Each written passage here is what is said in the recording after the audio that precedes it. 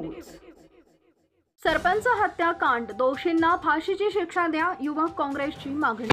बीड जिल्ह्यातील मस्साजोग गावचे सरपंच स्वर्गीय संतोष अण्णा देशमुख यांच्या निर्गुण हत्येनं संपूर्ण महाराष्ट्र हादरला असून या घटनेविरोधात तीव्र संताप व्यक्त केला जातोय। यवतमाळ जिल्हा युवक काँग्रेसनं दोषींना फाशीची शिक्षा द्यावी आणि मंत्री धनंजय मुंडे यांना सह आरोपी करून IPC कलम 302 अंतर्गत कारवाई करावी अशी मागणी केली आहे। हत्या का झाली? संतोष अण्णा देशमुख यांनी पवनचक्की कंपनीकडून खंडणी मागणाऱ्या लोकांचा विरोध केला होता। याच कारणामुळे 9 डिसेंबर 2024 रोजी त्यांचं अपहरण करून हत्या करण्यात आली। या प्रकरणात मंत्री धनंजय मुंडे यांचे निकटवर्तीय वाल्मिक अण्णा कराड यांचं नाव समोर आलंय।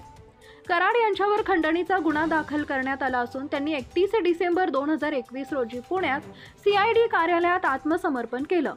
मात्र त्याआधी त्यांनी सोशल मीडियावर व्हिडिओद्वारे आपल्यावरील आरोप फेटाळले।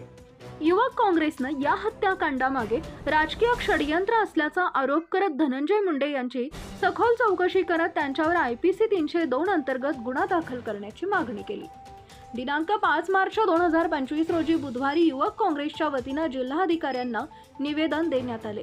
यावेळी युवक काँग्रेसचे जिल्हाध्यक्ष प्रमोद बगाडे, शुभम शेंडे, आयुषी देशमुख, विद्या परचाके, मंगला सोयाम, प्रतीक नारलावार, निशांत नैताम, ऋषभ गुलाने, कॉम्रेड सचिन मनवर, फैसल पटेल, प्रिया काळे, प्रथम चव्हाण, नेहा डाखोरे, प्राध्यापक पंढरी पाठे तसेच अनेक कार्यकर्ते उपस्थित होते। राज्य सरकारनं या प्रकरणाची गंभीर दखल घेत दोषींवर कठोर कारवाई करण्याचं आश्वासन दिलंय। आता न्यायालयीन प्रक्रिया आणि प्रशासन यावर संपूर्ण महाराष्ट्राचं लक्ष लागलंय। प्रतिनिधी Syed Mateen. Subscribe now and press the bell icon. Never miss an update.